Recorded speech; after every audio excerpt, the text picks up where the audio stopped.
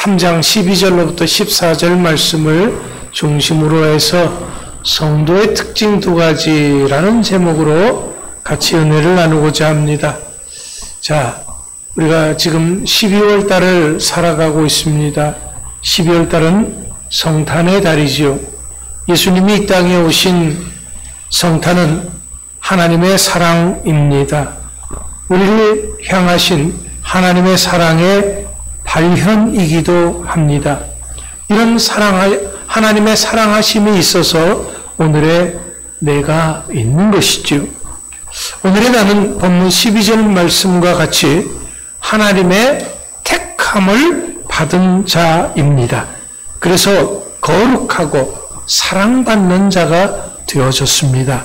하나님께서는 예수 그리스도의 보혈로 우리를 깨끗하게 씻어서 모든 죄를 도말하셔서 우리를 거룩하게 구별해서 하나님의 사랑받는 자가 되게 해 주셨다라는 거죠.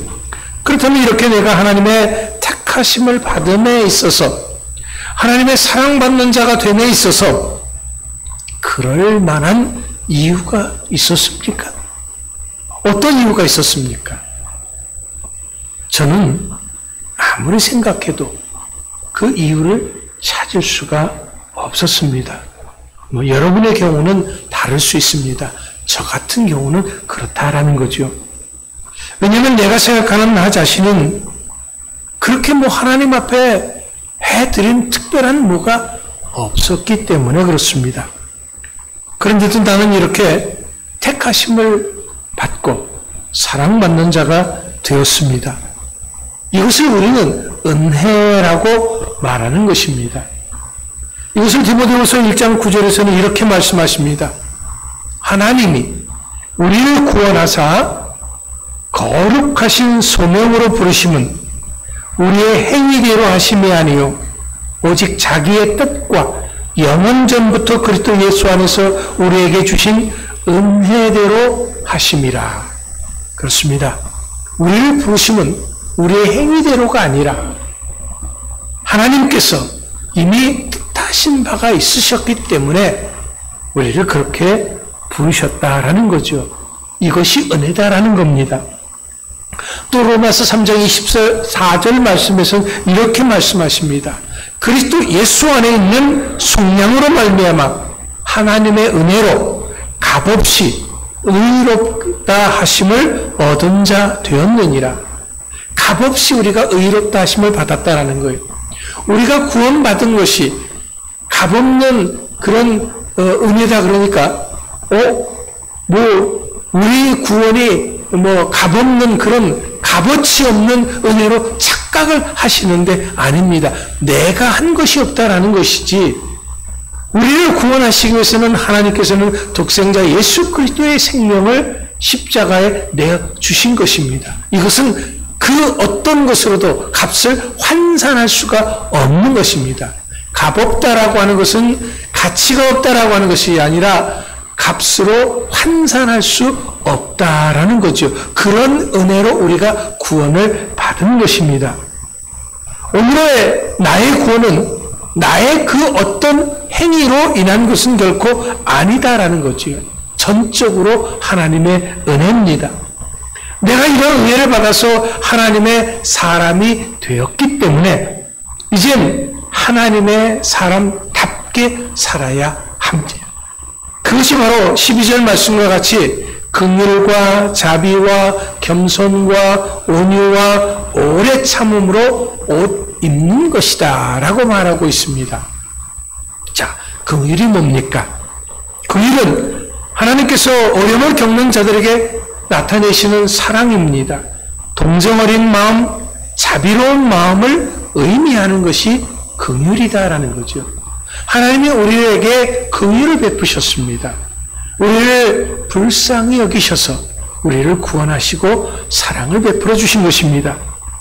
또한 자비는 친절과 상냥합니다. 하나님이 우리를 향하신 마음은 항상 자비로우십니다. 친절하시고 상냥하시지요. 겸손은 새 사람이 된 그리스도인이 그리스도를 섬기는 자세, 세상 사람들을 섬기는 자세가 겸손입니다. 이것은 주님께서 우리에게 가르쳐 주신 것이 겸손인 것이죠. 오늘은 우리 주님이 보여주신 자세로 나에게 잘못 행한 사람들에게 대한 마음 자세가 바로 온유다라는 거죠. 우리가 잘한 사람에게는 누구든지 잘할 수 있습니다. 그러나 나에게 잘못한 사람에 대해서 우리가 온유한 마음을 가져야 된다. 너그러운 마음, 품어주는 마음을 가져야 한다라는 거죠. 그 다음에는 오래 참음입니다. 이 오래 참음은 하나님의 사람이 반드시 지녀야 할 성령의 열매로서 단순하게 오래 참는 것을 의미하는 것이 아닙니다. 보복을 행하지 않고 나에게 잘못한 사람에 대해서 보복하지 않고 중상모략을 견디고 사랑으로 용서하고 용납하는 자세로 하는 것이 오래 참음이다라는 거지요. 이렇게 옷을 입고 살아가는 성도들에게 두 가지 특징이 있다라는 겁니다. 그것이 뭐냐면 주는 것과 용서하는 것입니다. 보면 13절 말씀해 보십시오. 누가 누구에게 불만이 있거든 서로 용납하여 피차 용서하되 주께서 너희를 용서하신 것 같이 너희도 그리 하고 그랬습니다. 자, 연말이 되어지면 이제 우리가 성탄절을 맞이하게 됩니다. 성탄절은 주님이 우리를 구원하시기 위해서 이 땅에 오신 것이죠. 이런 날 우리는 이렇게 주의 말씀처럼 우리가 서로에게 잘못한 것이 있어도 이제는 용서하고 용납하는 마음이 되어져야 한다라는 거죠. 혹시라도 저에게 제가 여러분들에게 상처를 준 것이 있다고 한다 그러면 용서하고 용납해 주시기를 부탁을 드립니다. 왜냐하면 저도 모르는 사이에 여러분들에게 혹이라도 작은 말 하나, 작은 눈짓 하나, 손짓 하나, 뭐라도 여러분의 마음을 아프게 한 것이 있다면, 여러분의 가슴에 상처를 준 것이 있다면 이 시간 용서해 주시기를 간곡하게 부탁을 드립니다. 자, 그렇다면 우리가 왜 이렇게 해야 합니까? 왜냐하면 이것이 예수님의 삶의 전부였기 때문입니다. 예수님은 그분이 가지신 모든 것을 나에게 주셨습니다. 나의 모든 것을 용서하셨습니다. 그렇기 때문에 예수님처럼 주는 것과 용서하는 것이야말로 진정한 성도의 모습인 것입니다. 그렇다면 나는 무엇을 줄 수 있습니까? 내가 줄 수 있는 것이 뭘까요? 여기서 주는 것은 물질만을 의미하는 것은 아닙니다. 물론 물질이 더 풍족해서 누구에게라도 손을 펼 수 있었으면 얼마나 좋겠습니까? 하지만 이 물질은 누구에게나 풍족한 것은 아니라는 데 문제가 있는 것이죠. 그렇다면 우리 모두가 줄 수 있는 것, 그것이 뭘까요? 그것이 바로 사랑입니다. 나의 마음을 다해서 내가 할 수 있는 것을 다해서 사랑하는 것. 이것은 우리가 충분히 할 수 있는 것입니다. 그럼 내가 왜 이렇게 해야 되느냐? 그것은 주님이 나에게 그렇게 해 주셨기 때문에 그렇습니다. 내가 너희를 사랑한 것 같이 너희도 서로 사랑하라. 내가 너에게 준 것 같이 너희도 서로 주라라는 것이죠. 그 다음엔 용서하는 것입니다. 우리 주님이 나를 용서하셨듯이 나도 용서하는 것이죠. 이것은 내가 해도 좋고 안 해도 좋은 것은 결코 아닙니다. 우리는 주기도문을 자주 외웁니다. 그런데 거기에 우리는 어떤 말씀이 있습니까? 나에게 잘못한 사람을 용서해 준 것 같이 나의 죄를 용서해 달라고 우리는 고백하죠. 그런데 내가 용서하지 못하면 나도 용서받지 못하는 거죠. 땅에서 풀리지 않으면 하늘에서 풀리지 않는 것입니다. 땅에서 매여 있으면 하늘에서도 매여 있는 거죠. 여러분, 용서하는 이것이 왜 이렇게 중요합니까? 왜냐하면 어떤 사람에 대한 적개심을 품고서 다른 사람을 사랑한다는 것은 불가능하기 때문에 그렇습니다. 지금 내 마음에 어떤 사람에 대해서 화가, 풀리지 않는 상처가, 분이, 그런 마음을 가지고 있으면서 누구를 사랑하겠다는 것은 결국 그 사람을 사랑하지 않겠다는 것과 마찬가지입니다. 어떤 사람들은 이런 말을 합니다. 목사님, 나도 저 사람을 사랑하고 싶은데 나는 저 사람을 도저히 사랑할 수가 없습니다. 라는 말을 합니다. 왜 그럴까요? 대부분 그렇게 된 이유는 그들의 마음속에 깊은 상처가 있기 때문에 그렇습니다. 그들은 지울 수 없고 결코 용서할 수 없는 과거에 그 어떤 사람에 대해서 아직도 적개심을 품고 있는 경우가 있기 때문에 그렇습니다. 하지만 어쩌면 이것은 그들의 부모를 향한 적개심일 수도 있습니다. 그래서 그들의 사랑하는 사람이 자기 부모와 같은 행동을 할 때 과거의 기억이 떠오르게 되어서 지금 자기가 사랑하는 사람을 향한 적개심을 가지게 되는 것이죠. 과거에 내가 어떤 사람에 대해서 상처를 받은 것이 있으면 그 상처가 풀리지 않으면 그것을 가지고 지금 내 앞에 있는 동료나 형제자매나 또 그 누구를 향한 적개심을 드러낸다라는 것이죠. 그리고 이 모든 것들을 가슴속에 대부분의 사람들이 쌓아놓습니다. 우리 예수 믿는 사람들이 가끔 다툴 때가 있어요. 근데 그 다툴 때 보면 옛날 고래짝 것을 다 끄집어내가지고서 네가 이랬고 다 끄집어내서 그걸 싸웁니다.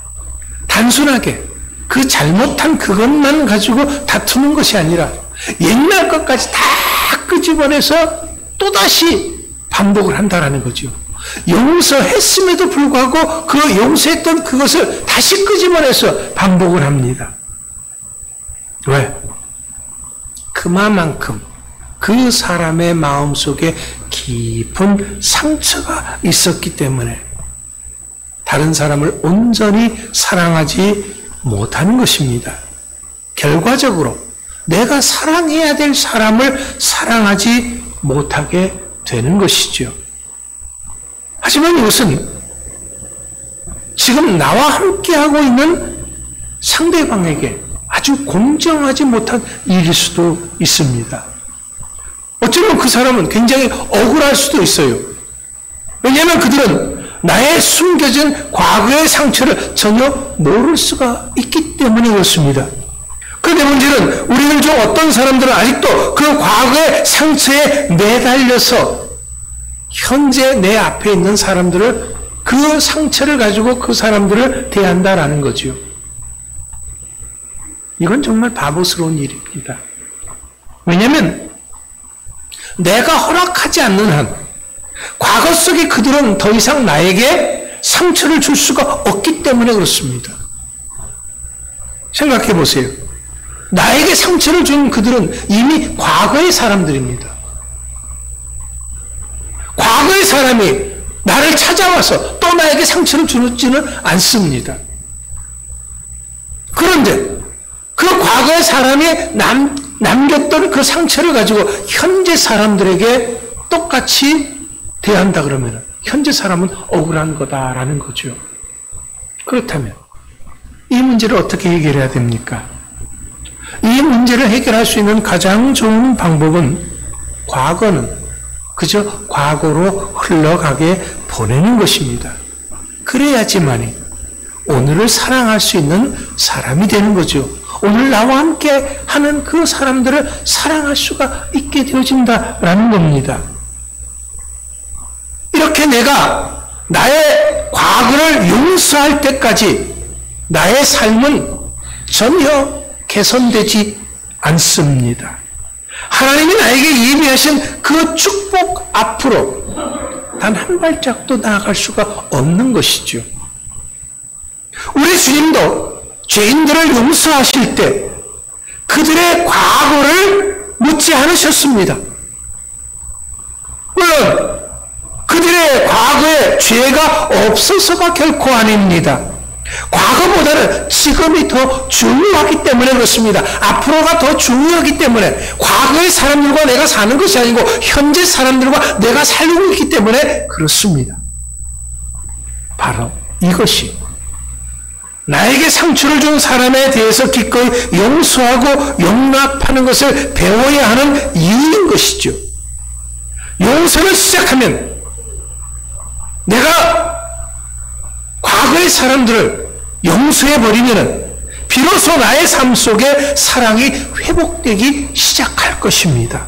동시에 과거에서 자유함을 얻을 수가 있게 되는 것입니다. 그렇다면 왜 우리가 이렇게 어렵고 힘든 사랑과 용서하는 일을 해야 할까요? 고린도후서 5장 14절에서 이렇게 말씀하십니다. 그리스도의 사랑이 우리를 강권하시는 도다. 본문 14절 말씀에서도 이 모든 것 위에 사랑을 더하라. 오직 사랑이, 하나님의 그 사랑이, 주님의 그 사랑이 우리를 강권하게 붙잡으며 그 일을 하게 만드신다라는 거죠. 그렇습니다. 우리 하나님의 사람들이 하는 모든 일의 동기는 바로 이것입니다. 주님께서 나를 사랑하셨습니다. 그리고 나도 주님처럼 모든 사람을 용서하고 사랑하기를 원하십니다. 그것도 아주 강력하게 말입니다. 하나님은 모든 사람을 사랑하십니다. 하나님은 미워하는 사람을 결코 만드시지 않으셨습니다. 베드로후서 3장 9절 말씀에서도 분명히 하나님께서는 한 사람도 멸망당하는 것을 원치 않으신다라고 말씀하셨습니다. 무엇보다도 하나님은 지금 나의 모습 그대로를 사랑하십니다. 그러나 하나님은 나를 너무나 사랑하기 때문에 나의 모습 그대로를 놔둘 수가 없는 것이죠. 과거의 상처 속에서 용서하지 못하고 용납하지 못하고 사랑하지 못하는 그 나의 모습을 그대로 놔둘 수가 없는 것입니다. 그렇기 때문에 하나님은 내가 변화하도록 도우실 것입니다. 저는 찬송가 214장 나 주의 도움 받고자 라는 찬송을 참 좋아합니다. 왜냐하면 여기에서 후렴절에 보면은 내 모습 이대로 주님이 받으셨음을 고백하고 있는 것을 보기 때문에 그렇습니다. 사랑하는 성도 여러분, 제가 말씀드리는데 여러분들이 누구이든지 상관이 없습니다. 여러분이 어떤 배경을 가지고 있는가 하는 것은 문제가 되지 않습니다. 중요한 것은 하나님께서 이미 나를 받으셨다라는 거죠. 나를 용서하셨다는 것입니다. 나를 용납하셨다는 것이죠. 나에게 큰 사랑과 은혜를 베풀고 하나님께서는 지금도 나를 축복하시길 원하신다라는 거지요. 그렇기 때문에 예수 안에 있는 나는 이제 더 이상 결코 과거의 사람은 아닙니다. 예수님을 알지 못했던 바로 그때의 그 누구가 아닙니다. 나는 예수 안에 있는 나는 새로운 피조물이 되어졌습니다. 이제 나는 하나님의 사람입니다. 그렇다면 이제 우리는 더 이상 내가 원하는 내가 아닌 주님이 원하시는 내가 되어져야 합니다. 그것이 바로 예수님처럼 주는 것과 용서하는 일에 열심을 내는 것입니다. 그것이 바로 서로 헐뜯고 잡아내리는 삶에서 서로를 세워주는 그런 격려자가 되는 것입니다. 왜냐하면 이것은 내가 사소한 일에 있어서 논쟁하고 비판하는데 시간을 낭비하는 것이 아니라 서로를 격려하며 세워주는 것에 힘써야 할 때이기 때문에 그렇습니다. 지금은 과거 때문에 현재를 망치는 일을 할 때가 아니라 우리는 예수의 사람으로서 서로 세워주고 격려해야 될 그런 때다. 그런 시기를 살아가고 있다라는 겁니다. 저는 이제 오늘 말씀을 듣는 우리 주사랑교회 모든 성도들이 이렇게 되기를 바랍니다. 우리는 서로를 섬기며 즐거움을 베푸는 사람이 되기를 원합니다. 우리는 서로를 기꺼이 용서하고 용납하는 사람이 되어야 합니다. 우리는 다른 사람들의 잘못을 또 실수를 넘어지고 쓰러져도 안아주는 사람이 되어져야 합니다. 우리는 상처 입은 사람들을 공격하지 말아야 합니다. 왜? 우리는 다 상처 입은 그런 같은 처지의 사람들이기 때문에 그렇습니다.